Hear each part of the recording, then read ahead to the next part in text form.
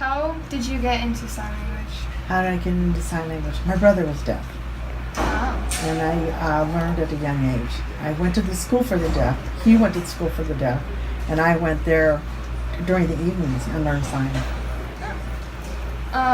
What made you want to be a sign language interpreter when you were so young? Or when you were our age, sorry. What happened is that my brother had gone for a job interview, and I was one of the only ones in the family that picked up sign a little bit better, and I could finger spell. So I went with him on his interview, and the man spoke so fast, and I tried to get all the information to him, and needless to say, he didn't get the job. And he was very frustrated and very sad and angry. And I don't blame him because I didn't have the skills to help him at the time. So after he lost that job, it hurt my heart too. I told myself, I'm going to be an interpreter. I'm going to help deaf people. So that's how I came about it. How often do you work with the deaf? Every day.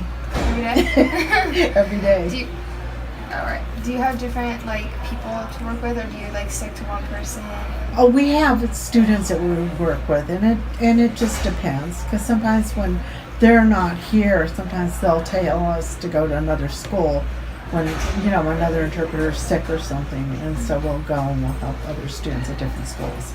So it just kind of depends. And over here at Norco L, that's the magnet school for the deaf and hard of hearing.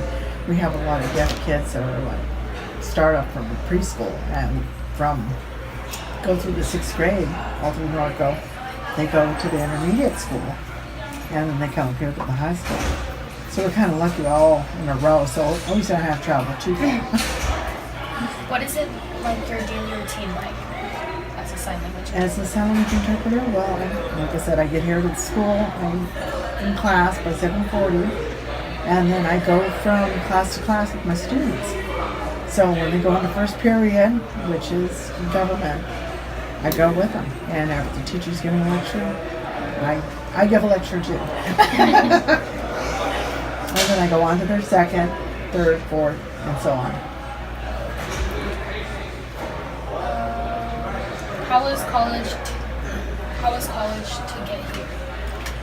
Okay, what happened was I found a program at RCC. And I thought it'd be great because he said it was a 2-year program. Well, if you don't get in right away, or if they're not having the classes at the time of that semester, you have to wait. So what happened is it took me 3 years to finish a certificate program.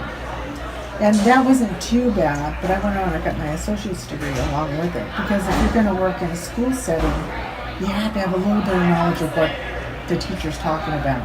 So if you're in a history class and you're sitting there and you're signing stuff and they're talking about the Civil War, and you're going, wow, what happened then? Signing it, at least you have a little understanding. And in a school setting, we not only just interpret, sometimes we help employees as well. So, but like I said, the program at RCC was really good. I really liked it, and they have you do all, like I said, different things before you go out in the community. They have you do deaf awareness. You have to go ahead and spend time within the deaf community. So you're not just in the classroom the whole time. You're learning quite a bit, but you're out in the community, and they want you to be exposed to that. And then they have you volunteer, and you have to go ahead and you have to do different things. Like I had a friend that had to do a doctor's appointment, volunteer for doctors. And then I volunteered. I didn't volunteer. They assigned me to go to a city council meeting. So I had to do a city council meeting. And then, like I said, there's different things that they'll ask you to do and send you on assignments ahead of time. So it's very hands-on, and they try to immerse you as much as they can into the deaf community. Do you have any advice that you could give us for being a sign language interpreter, or to get where you were? Right now, just learn all that you can, and just remember the classroom is one thing, and you learn everything in there, and they give you great advice. And it depends on where you want to interpret too. Like I'm here at the schools, I really enjoy it because I enjoy working with kids, and you have to be, you got to kind of have a little bit of a hard skin because you're going to work with a lot of different people in your life, and not everybody's going to want you in their classroom or they're going to like you. So you just kind of have, I'm going to do my job and I'm here for my student. So you have to be very open to a lot of things. Like I said, you just have to have a little bit of a thick skin because they're going to tell you, go sit in the corner. You're going to have to say, no, I'm here for my student. I have to be here. So, stand up for yourself and for the student. And also to just remember, as the money, if you're looking to make some money here at the schools, it's wonderful. You get benefits. The money isn't that wonderful. So you have to, it's either you work longer hours, hopefully, or you have a supplemental income. Because like I said, here at the schools, it's wonderful. I love working with the kids, but it's not a money maker. If you work at the courts, you can make good money. If you work independently through an agency, you can make good money.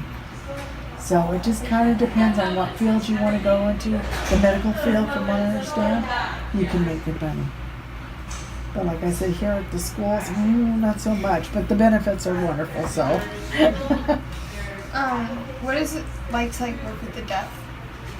What's it like to work with the deaf? To me, it's very gratifying because when you work with the kids and they're understanding you, and you see that light bulb go on, and it's like, oh my God, they understand me! Yay! They're going to get the information that the other kids get, and they're not going to miss out.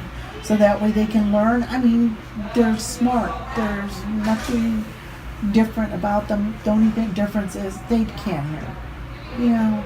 Other than that, they're the same as you. They want to go out, they want to have fun, they want to party, they want to be with their girlfriends, they want to try different makeup, so it depends on the kid. But they're wonderful, and it's like I said, I enjoy being with these kids. But like I said, my thrill is when I see them and I'm explaining something that the teacher's giving a lecture, and all of a sudden you'll see, and then I said, the lights are on, yay! They got it. So for them to understand, I want to participate. It's like, okay, I did my day, I did my job, and I'm really happy. Is there anything unique about your career that you love? Unique?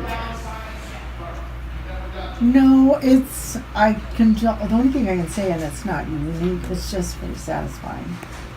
It makes me feel like, okay, I'm doing something good. I'm helping the deaf community. I'm helping with these kids, and they're learning. With any children, any kids to learn. To me, that's really gratifying. And going back to what I said about my brother, shortly after he had that interview and he didn't get the job, he passed away. So I feel like I'm doing it for my brother too. So, what are some challenges that you have as a sign language interpreter? Challenges? I would say there's quite a bit.